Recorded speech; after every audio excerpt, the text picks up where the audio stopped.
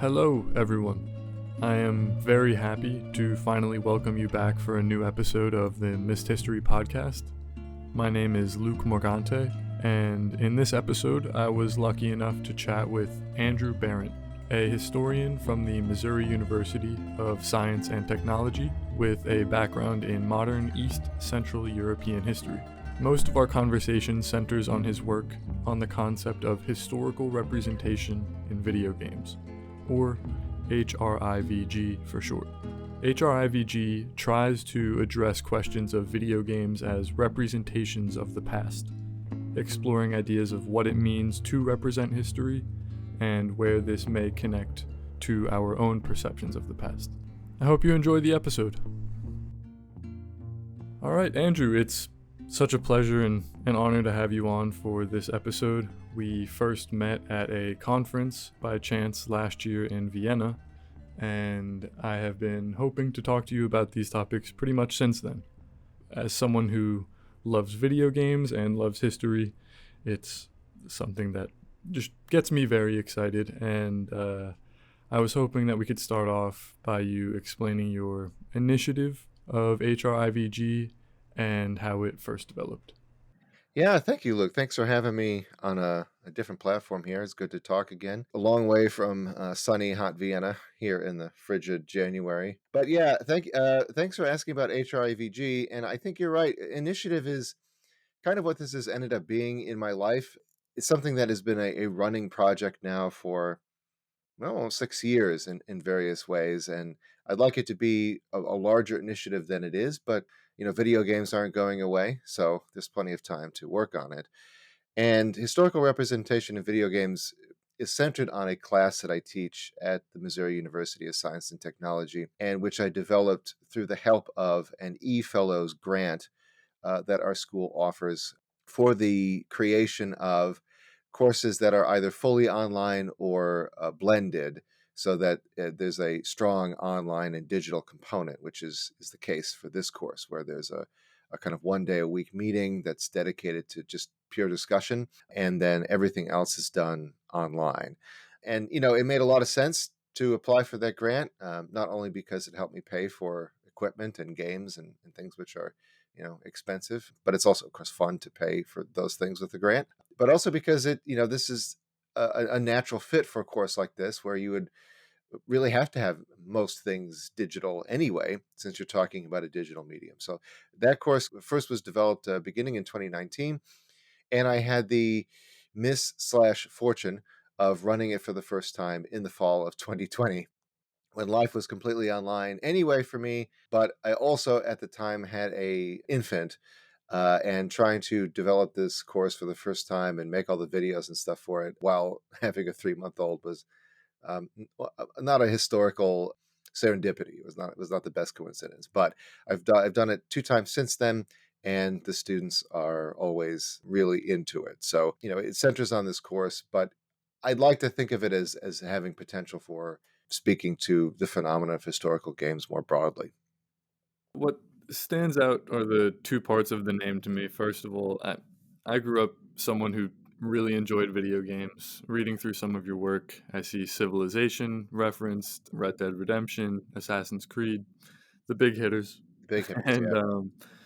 could you kind of break down the historical representation part of the name and then how video games play into historical education or historical representation? Yeah, for sure. That title is very, very deliberate, and it speaks to why I wanted to come up with the course in the first place. So, I mean, on a certain level, the course emerged from getting to know my students at S&T, which is, it's an engineering school, and I think that it has a higher propensity, if I would bet, of students who play video games regularly, who are make that a kind of part of their identity. And in the first year that I taught there, a lot of students asked me about, oh, I mean, have you played Hearts of Iron 4, or do you know this or that game, and or this thing that you told me about reminds me of something that I read on a Hoi 4 Reddit or something. And I'm like, okay, well, clearly there's an interest here in historical video games. I've had a historical interest in historical video games since basically I started playing video games. I grew up with Europa Universalis 1 and 2 and the original Age of Empires and Age of Empires 2 and stuff like this. So there was already sort of common ground that I could see that was fertile here for cultivating relationships between me and my students, and getting engineers who I teach more invested in history as a discipline, as a concept, as a way of thinking. But so in the course of trying to imagine what a history video game based class would be like, I had another goal, and an even deeper goal, which is I wanted to use it not as like simply a kind of lure, like putting a pie under a box and having the students come and get trapped in there and suddenly they're in a history class, but using it as a vehicle, unwittingly on their part, for infiltrating in kind of Trojan horse is the metaphor I often use, for infiltrating in concepts in the philosophy of history and introducing students who otherwise would never get introduced to the idea of historiography, which we can get into later. And so it is a history course first and foremost. It is a high concept history course, but it is done through video games because I think introducing these concepts through video games is easier, and we can talk about why that is. So in designing the course, I wanted to be very, very picky about what I would call it. And I think that when I would first workshop the idea to people, they'd hear history, they'd hear video games, and they're like, oh, you're going to do history through video games. Or sometimes they'd say, oh, you're going to do the history of video games. That is not what this course is about. I mean, you kind of get some of those things, but that's not the point. The point is to understand the nature of, or explore the nature of, the representation of the past, historical representation. And so we're using video games to look at, on a kind of mechanical, conceptual, literary level, how history is reconstructed, how it is put into a medium, and how people interact with it in that way. And so it has bigger ambitions than just looking at video games. It's a kind of a media studies class. It's a kind of media literacy, but it's also a philosophy of history class. And so that's what that's the core phrase here. And sometimes, not everyone I talk to kind of picks up on that at first, which is understandable, but I try to, make it very clear that no, this is about historical representation, not trying to use video games to, teach the subject matter in the same way that I would in a normal setting.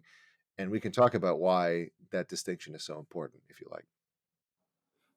Yeah, I think that would be great. And so the way I'm understanding it right now is that it's not so much that you would use Assassin's Creed 2, for example, to teach students about the Italian Renaissance. Instead, you're using that as an example of how that time period is depicted within this source being the video game, how Yeah, they yeah. choose to represent that history.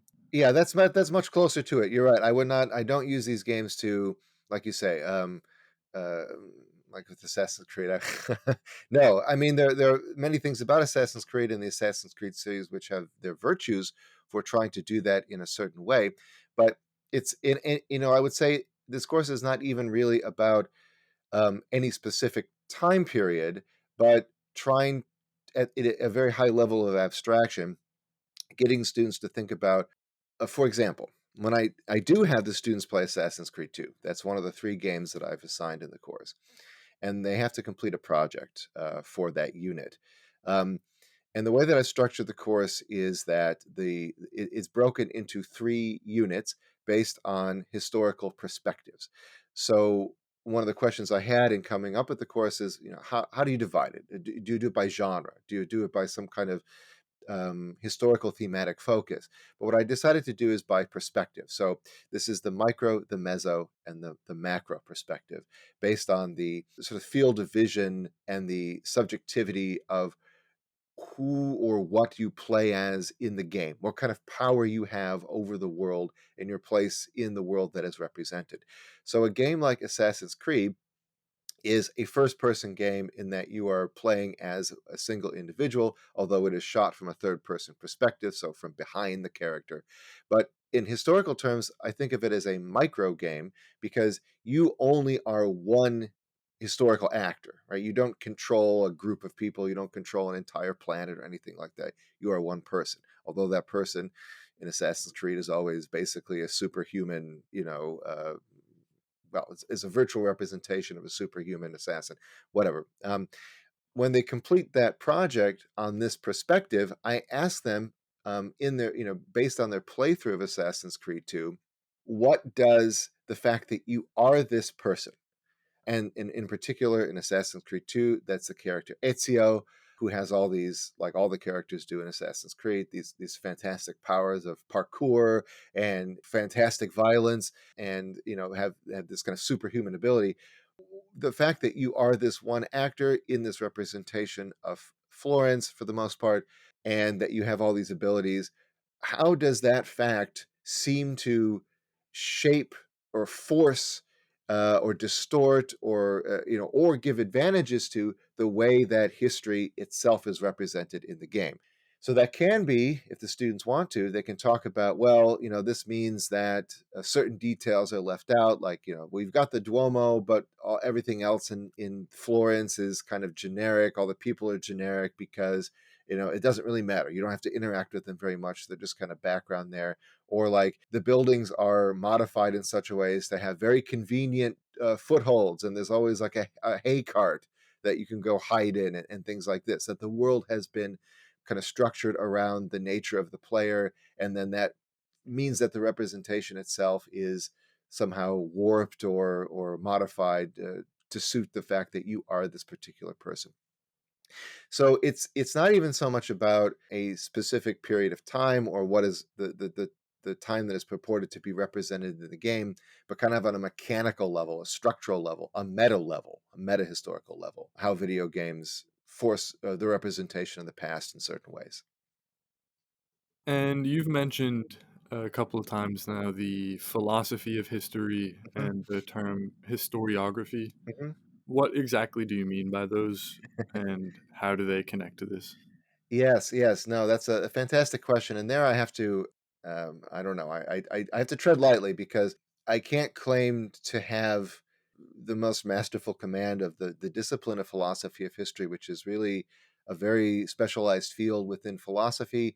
That's not something I've been trained in. My access to it is as a practitioner, sort of a practicing historian who came up in a kind of traditional historical way, where you take certain courses and you read certain authors, and sometimes you are asked to think about, like, what is it what we're really doing here on a kind of intellectual level, and what are the implications phenomenologically and ethically, and of trying to represent the past. So when I say philosophy of history, I mean it kind of at a very fundamental level. What does it mean to try to understand the past, as like epistemologically, like as a field of understanding, as a field of knowledge, and what are the implications of how we try to represent it on this meta level? But when I talk about historiography, I mean, that's a very capacious word that comes up a lot the farther you get, of course, in your history coursework. It's a word that most of my students don't have to encounter usually, unless they're history majors, and we don't have a ton of those.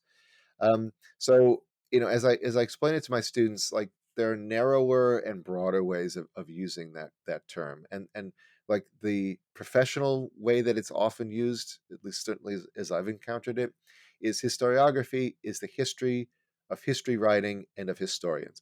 So a kind of history of the discipline, and the way that the discipline has changed over the centuries, its intellectual influences, its currents, right? The different trends in understanding what the nature of history is, and the different schools of thought, von Ranke and the Annales school, and postmodernism and the cultural turn, and these kinds of phrases that are usually associated with historiography as a part of the historian's trade. But I also, what I really want to do with the course is to get them thinking about it, because remember, these are engineers, and they don't have much use for von Ranke. At least they don't. Sure, they don't think so.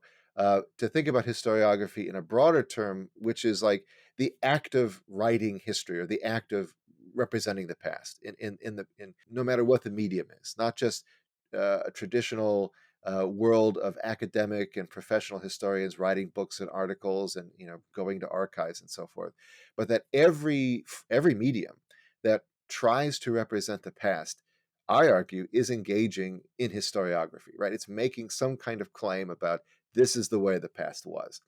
Some of them are better, some of them are not so good, some of them are very superficial, some of them are more considerate. But in any case, if you try to represent the past, you are, whether you mean to or not, entering into historiography as an intellectual act. And that's that's the perspective that I bring to this course, and what I want the students to try to get familiar with. How do you think that in this endeavor of choosing how to represent the past, how do you think that video games compare to other forms of media? I kind of see the relationship with film, television, and maybe some books that are kind of alternate history or historical fiction, where the goal isn't directly to represent history in as pure, as true of a fashion as possible, but it's kind of a balance between, in the case of video games, making a fun style of gameplay and Yeah. then fitting that within these historical boundaries. How do you think that they compare to other types of media, and how do you think the best way is to go about that? Yeah, I mean, Luke, it's a fundamental question. It's an essential question. And it's also a question that while I thought about it and tried to grapple with it, I still feel kind of in over my head with it. It's because once you start down that road, it just opens up all of these other corridors and that never seem to end. And maybe I'm overthinking it. Of course, I mean, so far, if anyone's who's been listening to this will think, well, this guy's clearly overthinking it. I mean, I guess that's my. I can't help it. I don't think you are. I don't think you are. So I do bring this up in the beginning of the course, in an introductory video, and there, I kind of briefly touch upon this kind of running debate that has, I don't know, I think I wouldn't say it's been settled exactly, but it used to be much more of a debate about whether video games are art or not, right? That they can even be dignified with that title. And I think the answer is yes. I think that's an easy answer. But then the question is, like you say, how do they relate to other forms of media and art? And my first thought, and this is probably coming out of my training as a Central Europeanist, but also as a musician in my kind of earlier days, is to think about them in Wagnerian terms, kind of as a Gesamtkunstwerk, right? A total work of art, where it necessarily they require, even simpler games require forms of representation that are visual, that are textual, that are sonic, that are haptic. That is, how they might interact with the sensation, the system of the body. If you got like a feedback controller, or even the way that your two hands interact with the keyboard or the mouse, or with a controller or something like that. And there's more than that. So there's all these ways in which to engage in historical video game is to engage on all these different levels in a way that I think is not inherently true for cinema or for textual representation. I mean, of course, there's a lot of debate that can be had about that, which is fine. But you look at the credits in any modern video game, and a game like Red Dead Redemption 2, it's like genuinely 10, 15 minutes of credits. Hundreds, if not thousands, of people have been working on these games across all these axes of media forms, and it takes an incredible amount of coordination to create a modern game because it envelops so many forms of art. Um, but that doesn't answer your question, which is, what are the distinctions? And one of the things that I've been trying to play with is, I think that there are two big distinctions that I want to make. One is that games are fundamentally, at their core, they're systems of rules that are worked through as processes. And I'm drawing here on the work of Jesper Juhl in understanding, kind of the fundamental nature of a game. It doesn't matter what kind of game it is, video or otherwise, right? It's a game because it functions according to the system of rules. And you only proceed through the game as you go through the different steps, as you play through the rules. And that, I think, is a fundamental difference from something like a film or something like a textual representation, which, well, yes, there's a beginning and end to the film. It takes time, right? Same thing with reading. But when you play a historical video game, there isn't a single complete text. There isn't a stable text in the way that there is, like, the book is the book, the film is the film, that if you replayed it every time, it would be exactly the same thing over and over. It wouldn't, none of its components would change. A video game isn't like that, because a video game requires the player to make inputs, to interact with the system. And so every interaction with that system, with that representation of the past that the game purports to have, results in a greater or lesser different outcome, right? So every time that you hit the arrow key or the WASD key and try to get Ezio to run around Florence, even if you ran him around in a circle pointlessly on one playthrough of the game and you didn't do that on another playthrough of the game, that is a different playing through of the system, and therefore inherently a different representation of the past. It's not a meaningful difference, but it is a different one, in the way that when you watch a film from one viewing to the next, the characters don't do different things. So hopefully that makes sense. That is one way in which they are at a fundamental level different, and that comes back to the player, right? The player is a unique factor in a way that a reader is not, or a viewer is not, in other works of art, because the text itself can only proceed if the player is involved, and the way that the player completes the system or works through the system fundamentally affects the way that the text is constructed. So there is no stable text. What that ends up doing, I think, is creating a representation of the past that is inherently, and this is something I've been trying to wrestle with, and so I don't know if I'm onto something or not, but um, a representation of the past that is inherently structured around the existence of the player, around the accommodation of the player, in a way that no other representation of the past is. For example, this representation of Florence in Assassin's Creed 2, it is made for the sake of the player, right? The way that the built environment is constructed, the way that the non-player characters interact or don't interact with the character, is for the sake of the character, because there is a player who has to play through the game. You wouldn't have that in a traditional representation of the past, where it just has a different goal. Hopefully that makes sense. And I think that's that's not a short answer, but that is, I think, the most basic way I can talk about that right now. Yeah, no, it's an interesting concept. I think it makes a lot of sense. And kind of a tangent, maybe, but it made me think about how I have a friend that's been training to become a pilot for a while now. Mm-hmm. And when you're learning to be a pilot, in some cases, they put you in a flight simulator. Gets pretty close, from what I've heard, to actual simulation of a flight, what a flight would actually be like if you were in the cockpit. Do you think in the future there may be a kind of history simulation that could be used to train historians? Like being able to walk through a depiction of history that is meant to be as historically accurate as possible, not taking as many liberties for gameplay mechanics. It's a kind of an abstract question, No, but no, do no. you think that that could be a thing in the future? It's not tangential at all. I think it gets to the heart of what I'm trying to talk about in this question of the player, which sometimes I try to think of as like the player trap or the problem of the player, but also it gets at what this course is about in a fundamental level. And so it's funny that you bring up the idea of a history simulator, because that is the premise of Assassin's Creed, the entire series, which is based around not not you as the player actually being in the past, but you as the player controlling a virtual reality simulation of the past that is generated from DNA. And that, when you play Ezio in Assassin's Creed 2, or Bayek in Assassin's Creed Origins, or whatever, you are a person in the modern day who is in like a capsule, like a fancy tanning bed, basically, with super technology that has reconstructed the past based on the DNA of these superhuman figures that in the assassin Templar conflict or whatever.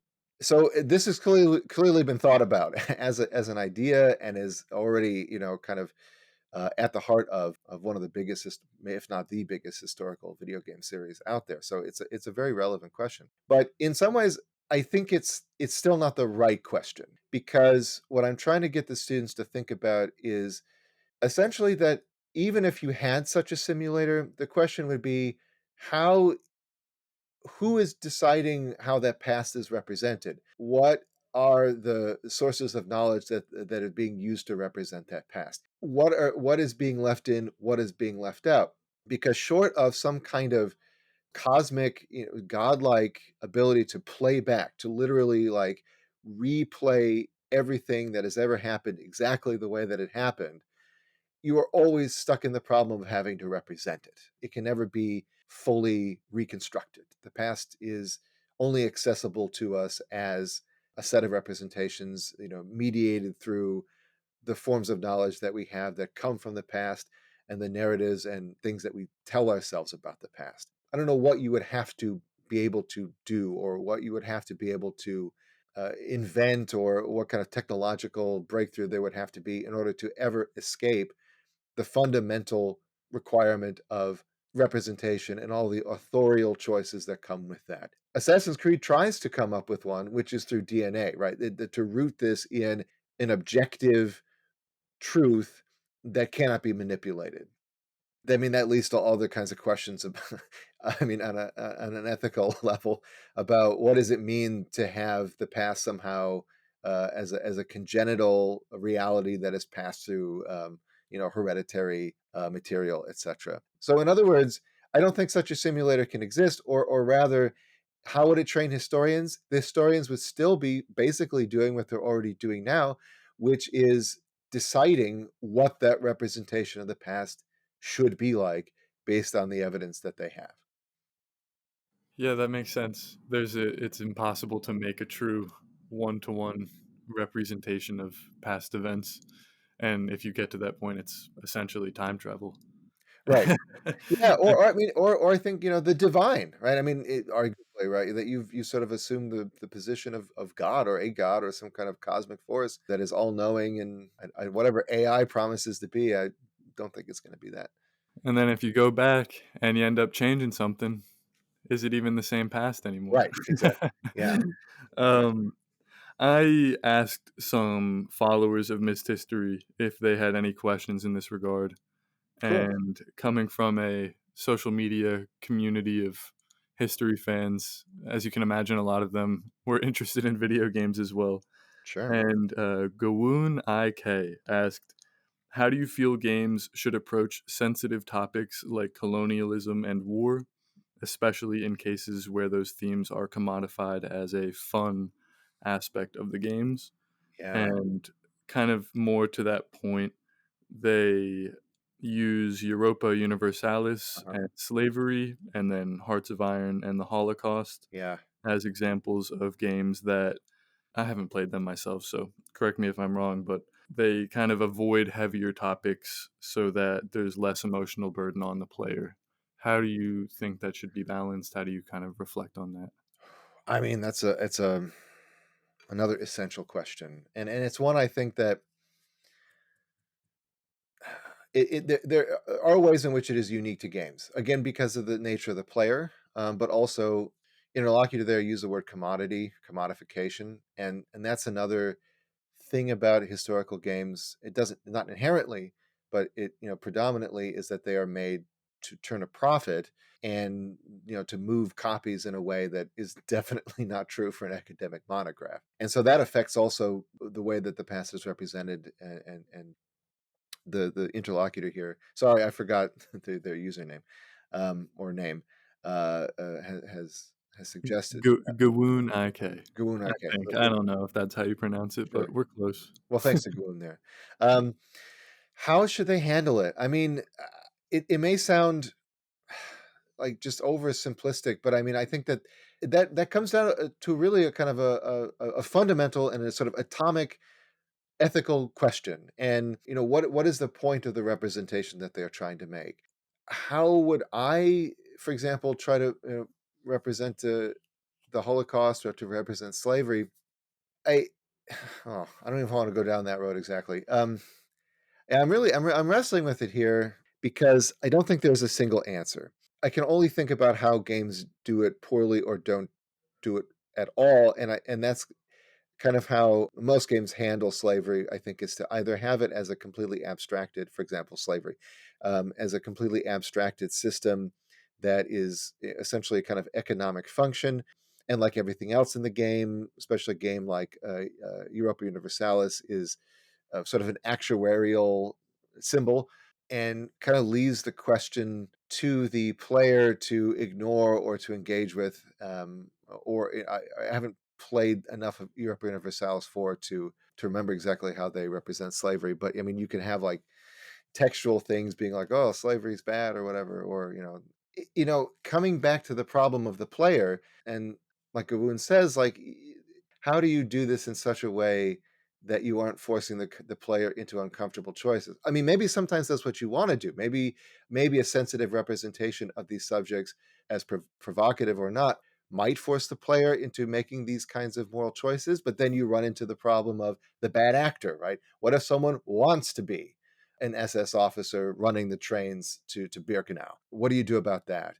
Or someone who wants to be shipping enslaved people across the Atlantic. How do you prevent them from taking pleasure from something which you are trying to convey as immoral?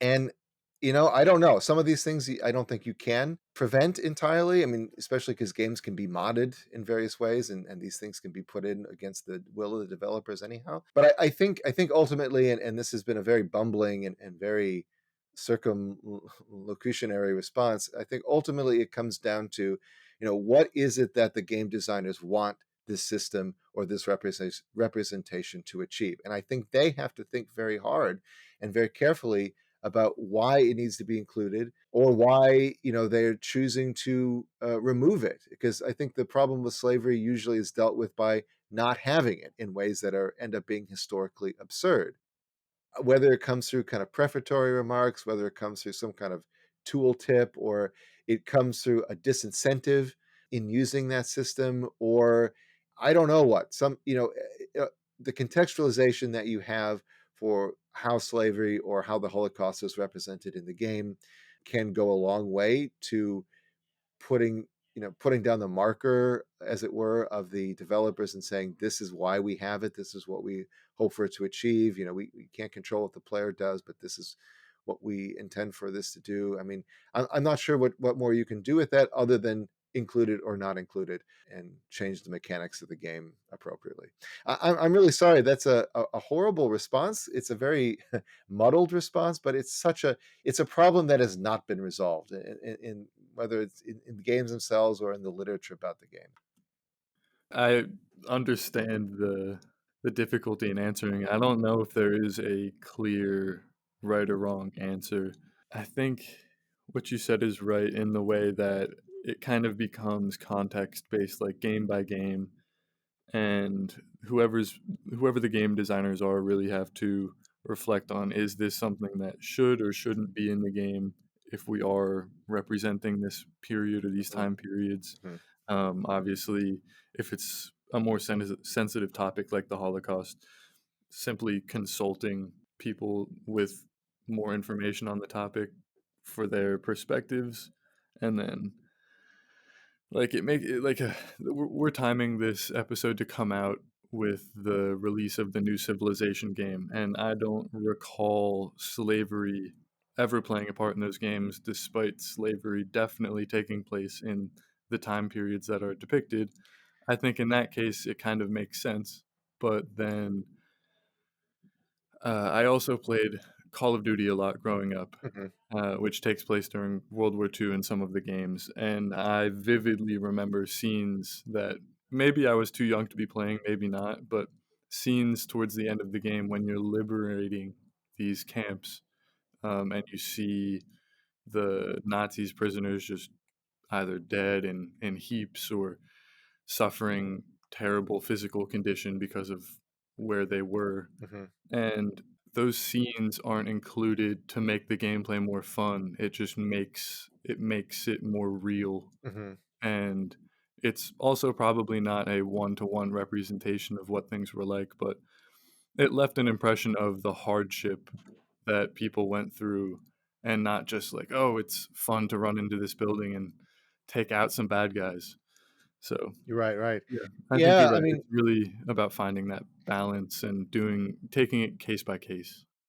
I don't know about Civ 7 yet about slavery, but I know in like earlier versions like Civ 3, I think maybe Civ 4 as well, like there was slavery as a mechanic where you could like you could sacrifice some of your city populations in order to get a project done early. So basically, you could commit mass murder in order to advance, some aspect of the game. I think that they have phased that. I don't think it's in Civ 6 or Civ 5 even. Yeah, I couldn't Um, remember that, but I stand yeah, corrected. but I mean, the fundamental question is, and this is always the fundamental question of any of these historical games, is why are you choosing to represent the past that you are?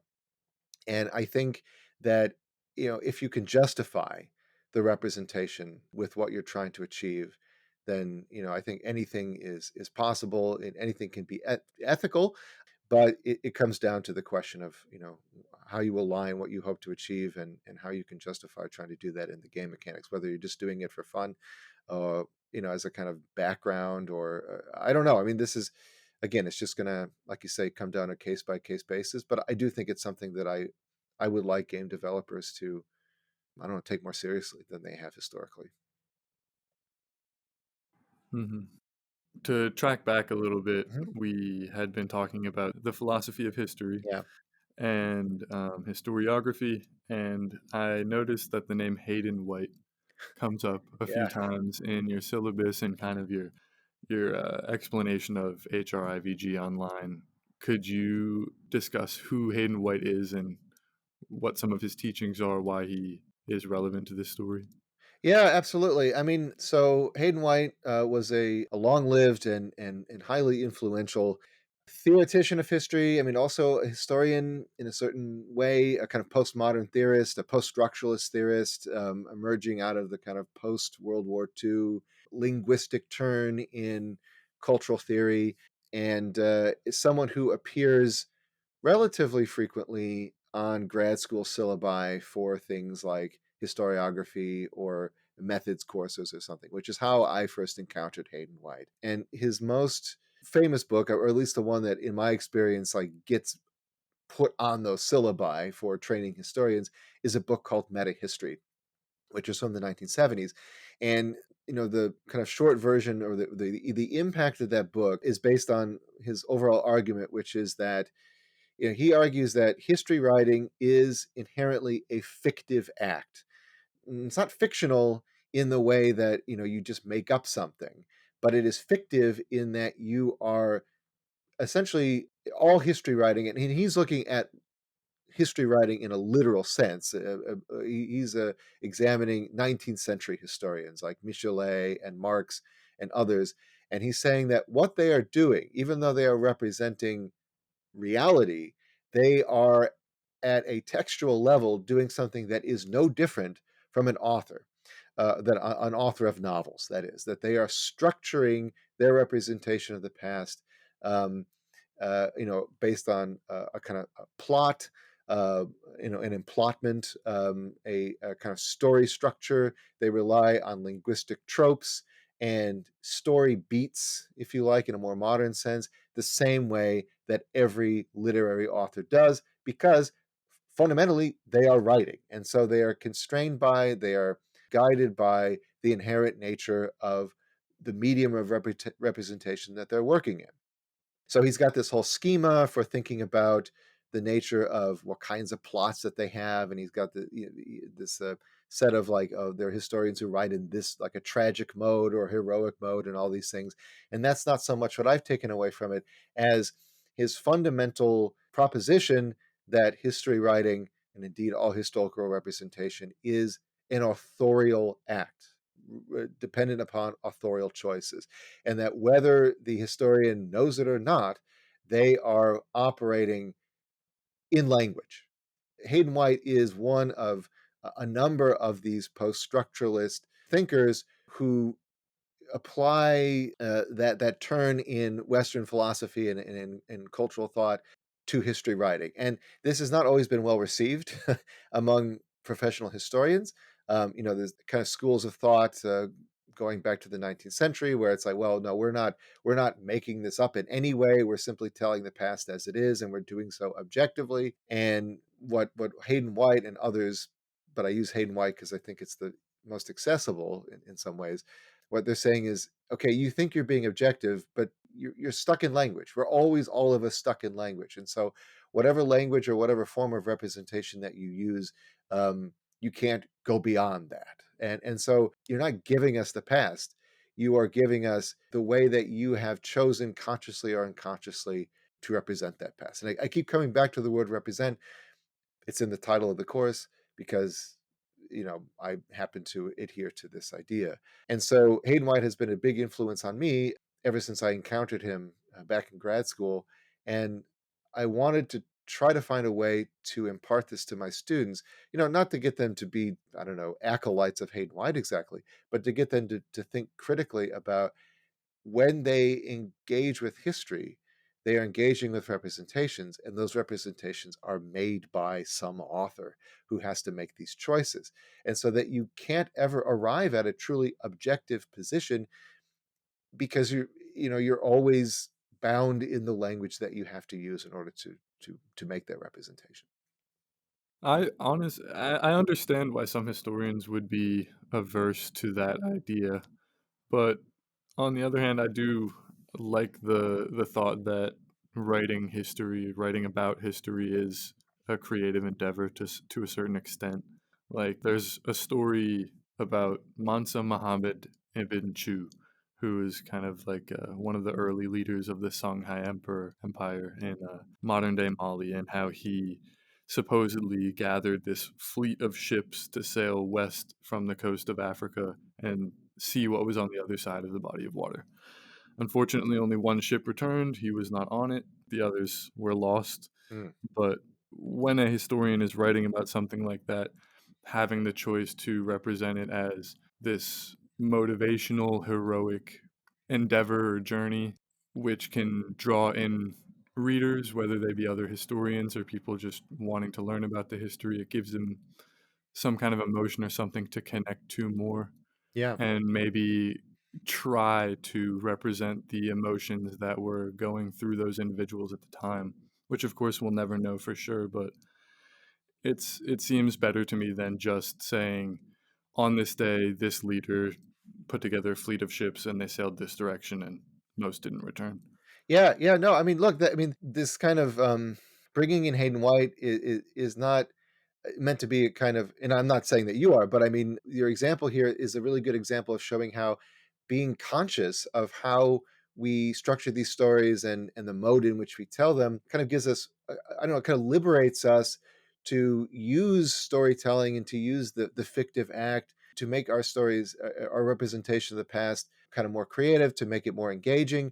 The point of it all, and the point of my course, is to at least have students make them aware that they are choosing things, right? They aren't just a kind of pass through, a passive vessel through which the past flows, or that any historian is not simply a passive vessel and like, is being inhabited by in a oracle like fashion by the spirit of history and simply telling it the way it was. And I think about, like, this is operating at an atomic level because it's metaphorically speaking, because it's at the level of language. And I think about this in my own specialized field of modern East Central Europe, and thinking about nationalism.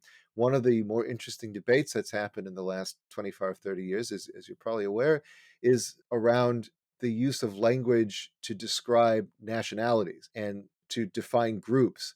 And so that, like, when you say the Germans did this, or Germany did that, or Hungary did this, like, you're turning this collection of individuals into a single collective actor in a single historical agent in a way that is not, like, it is metaphorical. Like, there is no single group of, like, not every person who we could plausibly identify or did identify as Hungarian, for example, did one thing, but you're putting them into this collective action that is fundamental to the nature of nationalism, right? So if to speak in terms of countries and nations as actors is to do the work of nationalism, and this is something that I think is just so reflexive that we don't even think about when we do it. But if we bring in ideas like Hayden White's, that we are always and forever fundamentally structuring our representations according to the linguistic habits that we have, if we are made aware of that,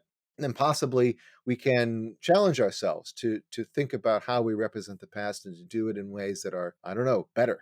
And whether that's to make them more engaging, like the story that you've talked about, or to do it in a way that is sometimes intellectually insufferable, like trying to qualify every word that we use for everything. I mean, I think this is actually a kind of liberational project.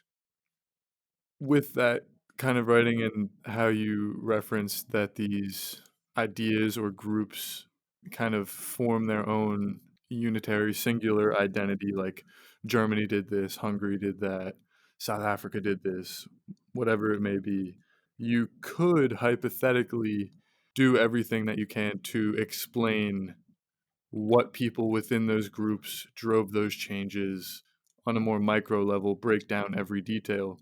But then most of that will never bleed through to engineering students that are learning a little bit about history in college. Everyone doesn't have time to read that deeply into everything. Mm-mm. So therefore everything can't be written in that way, No, it's hard. leading to those assumptions. That's what I thought I was going to do with my dissertation. Then I found that it was it's like a kind of Lovecraftian madness that you could descend into. With that being the case, I'm curious how your students, especially the non-history majors thus far, have responded to this or the things that you're teaching. And then maybe I could just ask this again after, but what do you think is the right way, or how could people better go about historical communication in the future? Kind of comparing it to someone who considers themselves a science communicator, with Neil deGrasse Tyson being this popular figure who just kind of teaches people introductory statements that could be expanded exponentially into a more technical scientific way, but he tries to put them basically into 15, 30-minute summaries that get people interested and Hmm. give people a simple understanding of a more abstract or more complex topic. Yeah, those are great questions. Let me start with the first one, which is much simpler, because it's much more concrete. The students, I think the students really enjoy the course. I mean, it's not, it's kind of easy to see why. It's the only, one of the only courses on campus that they're going to have to play video games as part of their homework. And I think I asked them to play when they have to play. And of course, there is some reading. There's videos that I make in which I analyze games that they don't play. You know, it's like 4 or 5, sometimes 6 hours a week of stuff that they are being asked to do, which is, I think, more than they usually get out of my other courses. But they do it because of the nature of the representation. That they're used to watching videos online. They want this excuse to play these video games and to think about them. And I asked them at the end of the course as a kind of optional assignment about, do you think about history any differently than when you started this course? And I get many responses in which they say, yeah, or a specific way in which they think differently about the nature of history, and that, or of games, or of media literacy. And this is true not only for the few history majors that I do have in the course who might have already had our formal historiography course, but also for the engineers, who most of them have some kind of side interest in history, right? They're watching history YouTube, they're looking at history memes on Reddit, they're playing Paradox games or Assassin's Creed or Call of Duty or whatever. And they come in because they think that they're going to have fun. They stay because they are having fun, but they come out of it through this process being asked to engage with the past and with their understanding of the past in this different way. I think it's been a success. It's a really challenging course to make and to maintain. Historical video games are an insanely inefficient way to represent the past. Just as a kind of side note, like I was thinking about because this game is also coming out soon, Kingdom Come Deliverance 2. One of the games that I feature in my course is Kingdom Come Deliverance. and I didn't even finish the main storyline of that game, and I played it for 80 hours. Neither did I. And and I thought, and I have this remark in at some point in the course, kind of at the end, where it's, I'm like, how many things could I have read? How many movies even could I have watched about 15th century Bohemia? I could have, it's almost like you could you could write a master's thesis, not quite maybe, but approaching that in the 80 hours that it took me to play this game, where what did I even really learn about this period of time? Whatever it is, I mean, the efficiency ratio has got to be just abysmal, right? And it's a different experience than reading all those texts. And the point is not exactly to learn about this past, but I mean, 80 hours, man, I felt like, what am I doing with my life? And some of this stuff is just such pointless tasks, like weeding gardens and like You running can't gardens. forget the fun aspects, though, You not just can't. the history you take from it. Yeah, that's true, but, I mean, I just wonder, like, well, what are students left with as far as trying to understand this past era? And, is I don't know. I mean, I think it raises some questions about this as a medium, and whether it can ever really replace, which I don't think it can, spoiler, but, to the extent that it can replace other forms of historical representation. But the students really enjoy it. I really enjoy that class. I like grading their projects because they're always, creative and unique, and the students are super into it. I've never had discussions as lively on a consistent basis as in that class, because they actually do the reading, as it were, in a way that they don't always in the other traditional courses. Well, so can you do me the favor of kind of rehashing that second question?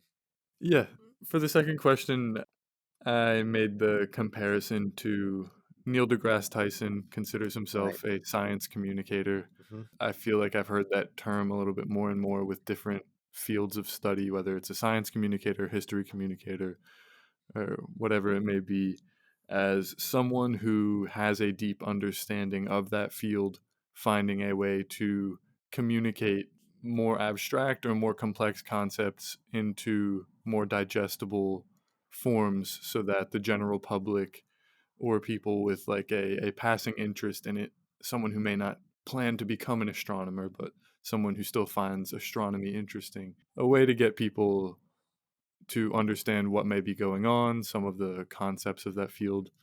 So, with that idea, I was curious if you thought history communication was changing at all, what you think the better or worse forms of history communication may be, so that when someone is playing as Ezio Auditore in Florence in Assassin's Creed 2, that they might reflect a bit more on the historical time that is being represented and the representation itself. Yeah, wow, what a question.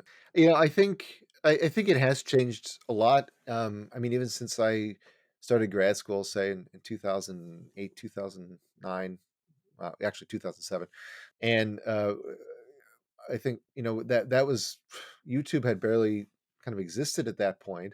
But I think YouTube has done, like, really changed the game as far as, I mean, just how anyone consumes media, but especially historical media. I mean, there's just an infinitude of channels about representing the past, whether it's something like Tasting History with Max Miller, or it's the various, like, simplified histories of different things. I mean, I think it shows that there is a real hunger for engaging with the past, and for either learning about it or being entertained by it, or having some kind of curiosity satisfied. I think that's all to the good ultimately, especially in an age where history enrollments in a formal college setting are generally declining.